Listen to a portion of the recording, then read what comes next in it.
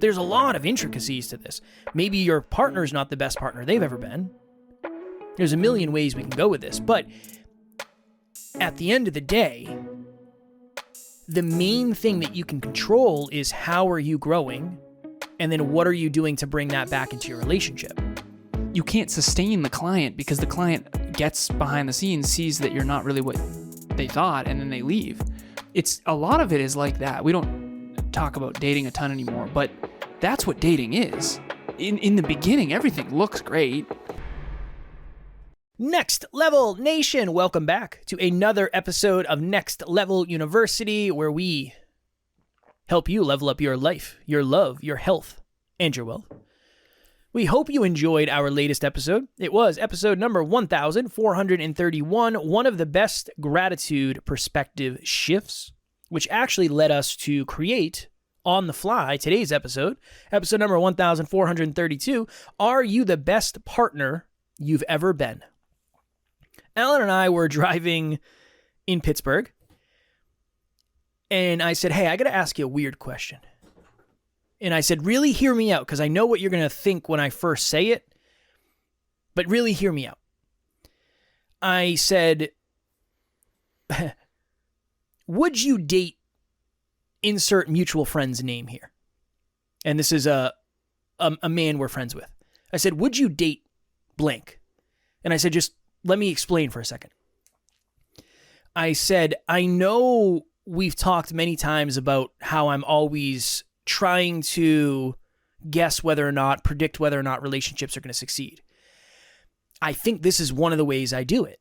I try to put myself in the position of somebody's partner, and I say, would I ever date that person? Male, female, whatever that person identifies as. Because I am trying to think of the standards that I have and how I would like to be treated, and I wonder if the person is treating their partner right. So that's what I said to Alan. I said, would you date this person? I know you're attracted to women, and this is a male. Take that off. Based on their character, based on the way they treat their partner, based on the level of trust that you have in them, based on their history, based on their humility, their vulnerability, all the things. Would you date this person? And Alan said, that's a really interesting way to look at it. Going back to one of the previous episodes, I am thinking of things from a weird perspective oftentimes, because I think there are ways that you can really, really change your perspective on something and almost take yourself out of, in a way, take yourself out of your own thoughts. I know that's very convoluted and all over the place. But the reason I say that is, you might have somebody who's a really good friend of yours, but it doesn't mean you would want to ever date that person. I would date you, not physically, but if you were my partner, I could see how you would be a good partner to me. That's what I'm talking about in this episode. I know it's very hard. It's very hard to explain. I've never explained it to anybody other than Alan. And when I explained it, I think it was just much easier to do it on the fly. So that really is my thought process around why this episode came to be, part one. Did Kevin just ask Alan out? Yes, no? I'll just write it on a card and send it over. I just think that's a very creative way to look at it. And, well, I remember... Oh, go ahead. Sorry. No, you're good. Please save me. I came up with a new phrase recently of, I'm not going to save you, I'm going to serve you. Well, save me, serve me, whatever it is, make the pain stop. Make the uncomfortable stop. Very stop. hard to explain something you've never explained just in real time, but I think as long as whether you're watching or listening, you understand the point, that's my goal here. I feel that way often. So I empathize a lot with what you just went through. I appreciate that. Because I have I have so many weird thoughts that trying to explain that Emilia earlier, she's like, are you good? I'm like, yeah, it's just Monday. Because I'm trying to get this, and I just pointed to my brain, out in a way that actually lands. So that's neither here nor there. Kev, remember when you said, imagine you have a daughter. Would you ever want your daughter to date that man? That was another frame to look through of, oh, definitely not. Or, well, this was the real frame. Would you want your child to date someone like you? That was another frame. Yes. Would you want if your child came home one day, and again, I know these are all weird thoughts, and the person was a spitting image of the way you treat your partner, would you be excited for that relationship? Would you co-sign that relationship, or would you say, "Oh shit, I feel bad for my child"? That is a good way to take yourself out of yourself to then analyze yourself. Deep. Emilia and I were talking deep. Emilia and I were talking recently, and somehow we were talking high level about how I think in my past I've been hoodwinked a bit by persons, places, people, friends, family, XYZ. I do think that people are trying to be truthful, but I do think that they can only be truthful to the extent that they understand their own truth. Kind of like you can only meet your partner as much as you've met yourself, that sort of quote that's gone around Instagram. And I realize that that's more powerful than I thought. Kev, if I'm unpacking my stuff in myself and contemplating myself constantly, and I find out that the real truth of the matter is XYZ, then I can share that with you. I think that a lot of people are unintentionally deceitful, not because they're trying to be deceitful, but because they don't actually know the true motives underneath their actions.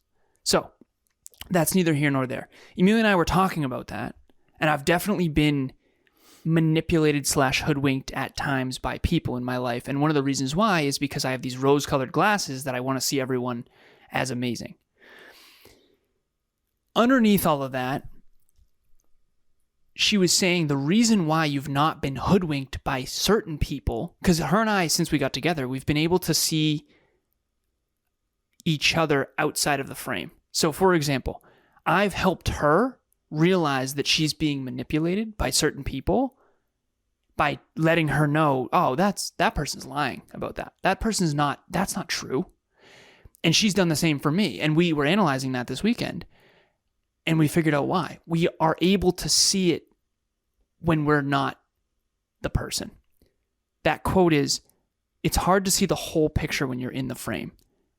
When I'm seeing her be hoodwinked or manipulated, quote unquote, it's obvious to me, but I'm also not the one being hoodwinked. And it's obvious to her when I'm getting hoodwinked.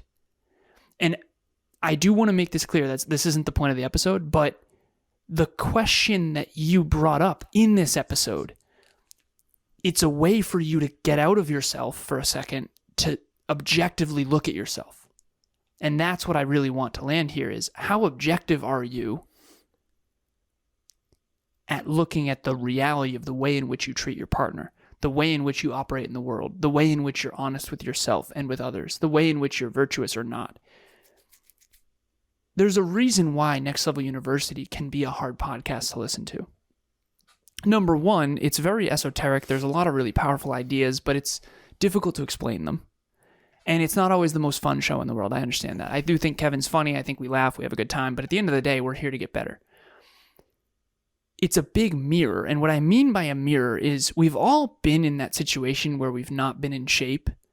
And we look in the mirror, or we look at that picture on Instagram, or we have a friend who tagged us in a photo that was unflattering on Facebook, and we just go, oh, no, that can't be what I look like. That's what we're doing here. We're trying to use these questions to look in the mirror to see the accurate truth of the way in which you really are. And there's two questions on the table here. Number one, would you date that person? Number two, if you had a son or a daughter, would you want your son or daughter to date someone like you? Those are the two questions on the table. And all of this came from the frame of, are you the best partner you can be? And another question is, would you date yourself? That's another question. Would you date someone like you? I love that question. I really do. It's a challenging question, but if you can sit with that humbly and say, No, not lately. That's a bad feeling, and it probably sucks in the moment, but if you do really want what's best for your partner, it would be beneficial to have that question. We were talking when we were prepping for this episode, and I don't really hear a lot of content like this, where if you're listening to a self-improvement podcast, you're probably improving. So one, maybe you are a better partner or the best version of the person that you are to your partner, and you don't know it yet. That's a possibility. Another possibility is you're the best partner you've ever been, but you have low self-worth and your partner doesn't understand it. Maybe you're not getting treated the best you've ever been treated. There's a lot of intricacies to this. Maybe your partner's not the best partner they've ever been. There's a million ways we can go with this, but at the end of the day, the main thing that you can control is how are you growing, and then what are you doing to bring that back into your relationship. We were talking behind the scenes, and this has always been a focus. I won't say it's always been the sole focus, but this has always been what I would say a higher focus for me than your average person. I've always been thinking about how do I treat my partner, whoever it is, the best of my ability. Here's the thing. I didn't always have the same abilities I have today. Can we talk about that a little? Because sure. The first part is wanting to be the best partner you can be. That's intention. That's great. Yes.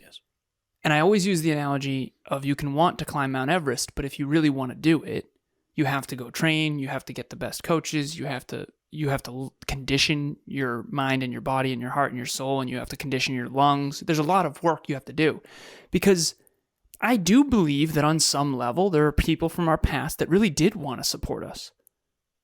I think they weren't capable of it. This has been a new frame that I'm uncomfortable sharing, but one of the reasons why I was doing a relationship talks coaching call with a couple. And one of the partners in the relationship asked me, how do you have so much certainty in your relationship? How do you have so much security? Like, how do you know that you're what's best for Emilia and that she'll never leave you? And I tried to share this in a way that didn't come off wrong, but I essentially said, I know Emilia. I know her level of self-belief and her level of aspiration and her goals and her dreams, and I know what it requires of me to be a great partner. And I know that most men, and Emilia likes men, she likes the opposite sex, so I know that other men would have a really hard time being with her and not being wildly insecure. So essentially what I said is that my level of self-belief, what clinical psychologists call self-efficacy, is high enough to be with her. But it wouldn't have been in the past. I often joke, and a lot of people think I'm self-deprecating when I'm saying this. I'm not. She's 28 years old. When I was 28, there's no way. I'm serious. There's no way. I wasn't developed enough as a man to be with a woman like her at that stage. There's a reason I'm 34 and she's 28. It's because she's way more mature at 28 than I was. Me at 34 can totally be with her. And I feel very confident in that. So that one of the things that gives me security, and I hope I don't too much of a tangent here, but one of the things to answer that question that person asked me, it gives me security to know, in a way, how hard it's been to be with someone who's so confident, who's so attractive, who's so next level. I know that it would be really difficult for other men to be with her, so I'm not concerned ever about that, if that makes sense. And so, to ask you the question, Kev, what was it like when you used to not feel capable enough? Even though you wanted to be a better partner, you didn't know how. Because I think a lot of people are there, quite frankly. Yeah. The reasons I wasn't capable of being a better partner is because I was incapable of getting over my own insecurity. So very much what you said. I didn't feel like I had the confidence or the certainty or whatever it was, but most of that was internal. I don't know if any of my partners would have ever known that.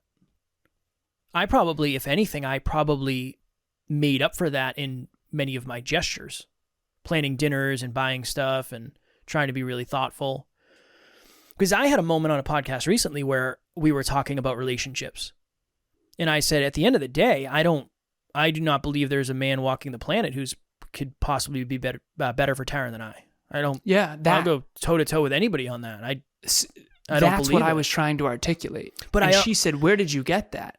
Yeah, And that's the question that I would like you to try to answer if you're game. How did you earn that? I worked on myself for the sake of working on myself. I worked on myself for me for many, many, many, many years, and having a successful relationship is a very, very positive byproduct of that. I just worked so hard on myself so I could be confident. If I can be confident in myself, I can be confident in any relationship I'm in. If I can be secure in myself, I can be secure in any relationship I'm in.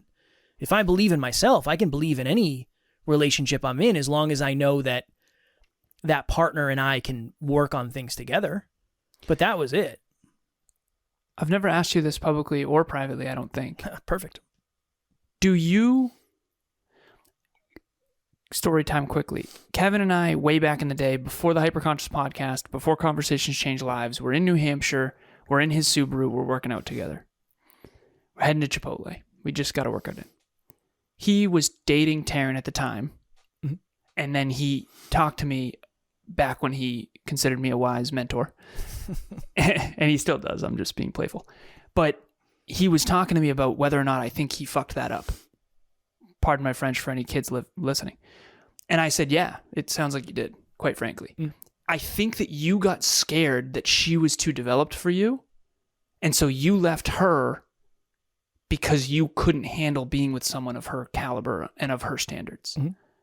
And I think that fast forward, I don't know if it was a year or two, but you grew into the man that could be with a woman like her. Mm. I was talking to someone about this recently. I said, you got to understand that Kevin and I appreciate how great you think we are. And we are, whatever. I appreciate that. We are great. But what you don't understand is that we have women in our corner that have such ridiculously high standards that we can't be less. Mm. They won't tolerate anything less. So we have more necessity than most men do. I've never raised my voice to Emilia, but I also know that if I ever did, she would never tolerate that. Mm. And I don't mean, it's not like she couldn't forgive me or blah, blah, blah. But if I was constantly disrespectful, she would never be with me.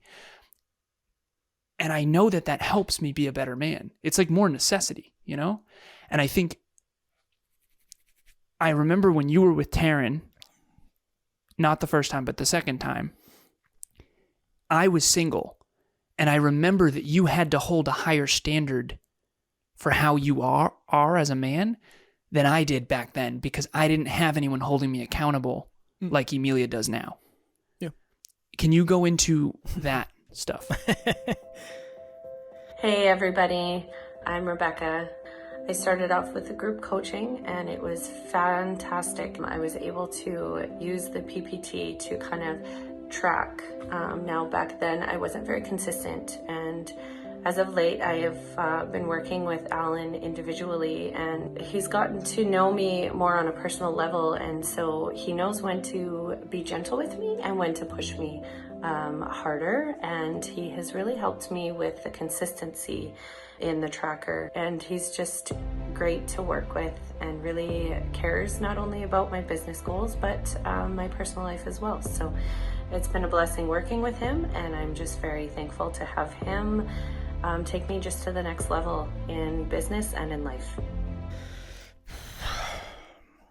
Yeah, sometimes you need necessity to level set your character. I don't ever think I had a bad character, but I had certain immaturities, for sure.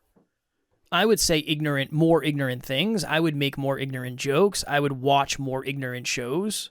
I was less developed. I was just less mature. I was less, I don't want to say less deserving, but in a way, yeah, if you think about what was I capable of attracting and sustaining. So there's two ends, really. There's two ends of how that can happen. When I first started dating Taryn, I was bodybuilder, bro Kev, jacked. I was in really, really, really good shape. But I also was somewhat of a deep thinker, believe it or not. More so than, again, I would say your average person. I attracted her, but I couldn't sustain it. And I knew that. Why? She was... I agree. I just want to know. She was way more mature than I was. She was way more of an adult. She was capable of having deep conversations more than I was. Yeah, I wasn't developed enough. Do you think that you sabotaged it because you knew that? And Definitely. you'd rather... Okay. Yeah. I think I bailed because I knew it wasn't... I didn't feel like I could handle it. It was different than anybody I'd ever been with before. So that's being able to... I almost lost my train of thought. That's why I took such a long pause. That's able to attract, but not sustain. Yeah. I want to be able to sustain. Well, the shiny stuff is what attracts. Being in shape. Yeah. 6-figure income. But it can't sustain. This is the thing, man. What attracts someone? There's a big difference between... Picture someone selling a course, that the course is terrible, but they have great marketing. You can't sustain the client because the client gets behind the scenes, sees that you're not really what they thought, and then they leave. It's a lot of it is like that. We don't talk about dating a ton anymore, but that's what dating is. In the beginning, everything looks great. Yeah, that's because you're showing your best. Showing your best. And then when you get behind the scenes, it's like, oh, okay, yeah, this is different than what you marketed, for lack of better phrasing. And sometimes with Emilia, I'm not even kidding. This is the I don't want to say the one time. Yeah, probably the one time where it looked amazing when I first met her, but it's way better behind the scenes in every regard. And luckily she feels the same way. But that, I think, is a good analogy too of what attracts someone does not sustain someone. You know, Kevin and I starting a podcast, anyone can do that. Sustaining it for 6 years, that requires a whole nother level of character development and emotional intelligence and vulnerability and humility and uncomfortable conversations and virtue. It's the hardest work in the world, in my opinion. One of the things I'm most grateful for is that Taryn doesn't care about my success. In terms of it doesn't mask anything. It's not a Band-Aid for it. It doesn't matter. Yeah. Congrats on having, and I don't mean it in this way, but congrats on having a successful business. That's great. I still expect you to be the man that you were at the beginning. I love that. I am a huge fan of that because I think people lose sight of that. Oh, I'm successful and blah, blah, blah. And then you start to slip up with the way you treat someone and you get away with it. That'll never happen in my relationship, which I'm grateful for. That's because that's not why it started. It's not why it started. It started because,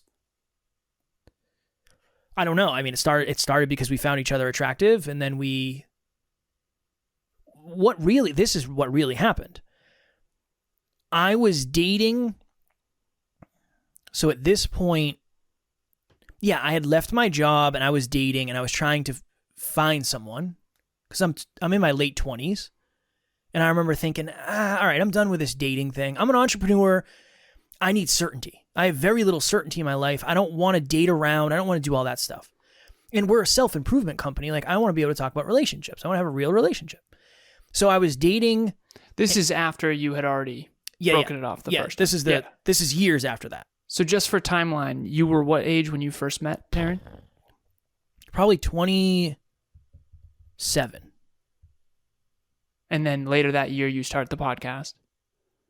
Maybe I was 26. I was probably 26, brother. Yeah, I don't know. I tell my story so much, but there's so many numbers. Probably 26. Okay. For the that sake would make of this, sense because at that point I was 27. I'm a year older ish. Yeah. Okay. Cool. And then you're in your late 20s now. This is after Lonely Land. This is when you have grown and developed a lot. Yep. After the anxiety and the panic attacks and all that kind of stuff. And then you eventually, I remember you being like, I remember this, you saying, I think I'm going to hit Taryn back up. So there was something that happened before that. So before that, I remember meeting someone, and this person was into martial arts. And this person, I was like, oh my goodness, this could be the person for sure. This could be the person.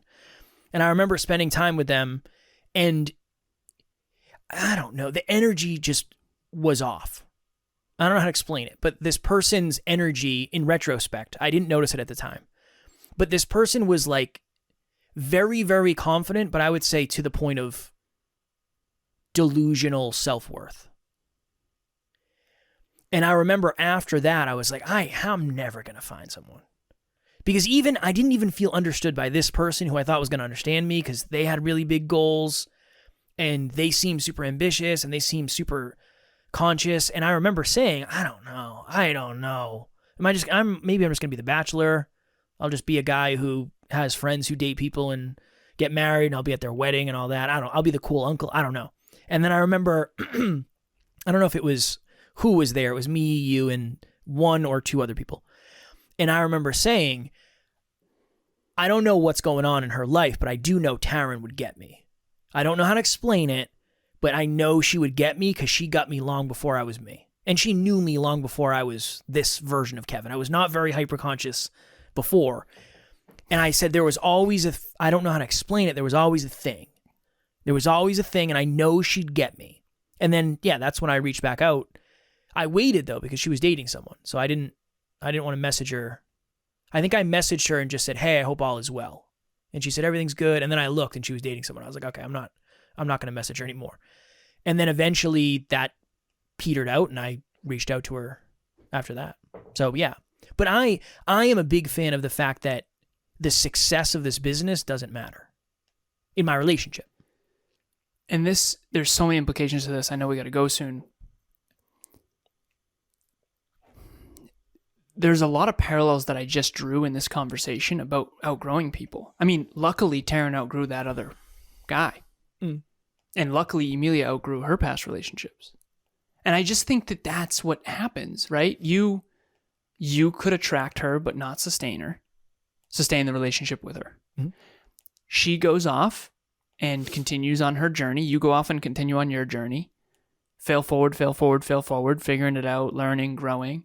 And then eventually when you're ready, you feel like you're ready and you reconnect. And now you're both growing together. Mm-hmm. Same, I just think it makes sense. We just hang on to things for too long. And I know you've been saying that for a while, but it's landed in a new way for me, and I hope for our listeners too. Personal growth, personal development. I coach couples all over the world at this stage. I coach so many individuals, and I can always tell if their intimate partner is growth-oriented. I can always tell.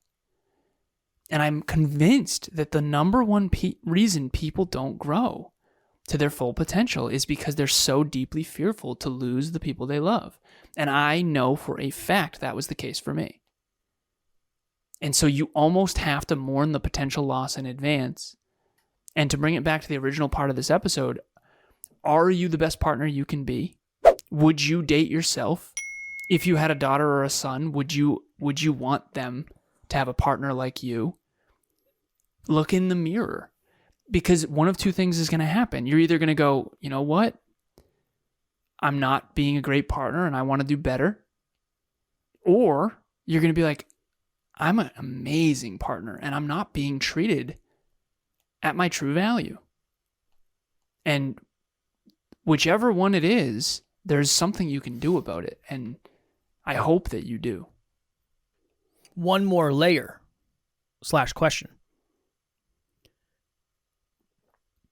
It's kind of along the same lines, but would you, if you looked at your friend group, would you be proud to date your friends? That's a really good question. Tara and I were talking one time, and we were talking about some new people that we met. She knew before I did. And I said, do you want to know why I like their two heterosexual relationships? I said, do you want to know why I really like the men in that relationship? Because I can tell they treat their partner right. That's the one thing I look at. I can find a way to be friends with somebody who treats somebody nicely. I cannot find a way to pretend to like somebody who doesn't. I'm not interested. I'm done. If I see it, I'm done. I don't want to be part of it. You're just not my people. And that's okay. You have growth to do. I've been there. But the people I like to surround myself with are people who are really positive for their partners. I love that. I love that. That's huge. That's so important because that is motivational. It's inspirational. It's positive. You want to spend time with those people. But I can ask myself that question, and the answer is, for the people I spend the most amount of time with around, it's yes, for sure. And I think that's a really good measuring stick. It is the best measuring stick. Let's just say if I had used those measuring sticks, I would have made some choices quicker. Yeah. Some choices quicker. So yeah, for our listeners, this is probably a heavy one, particularly if you have a lot of people in your life that maybe are not of the highest character or of the highest integrity or of the highest desire to be supportive or helpful. And then also the cool thing is when you ask these questions from these different frames, you're going to see the true value of certain people. It's not always the loudest person in the room who's the most successful. It's not always that person who's the most valuable. It's really important to know that. And I think that in society that's so focused on shiny objects, it's not always the most attractive, girl or guy that's got the best character. And sometimes it actually is, which is interesting, but not always, definitely not always. And I think if you want to have a great, fulfilling life, you can't build it on shiny objects. You really can't. You have to build it on tried and true fundamentals of good people who work on themselves.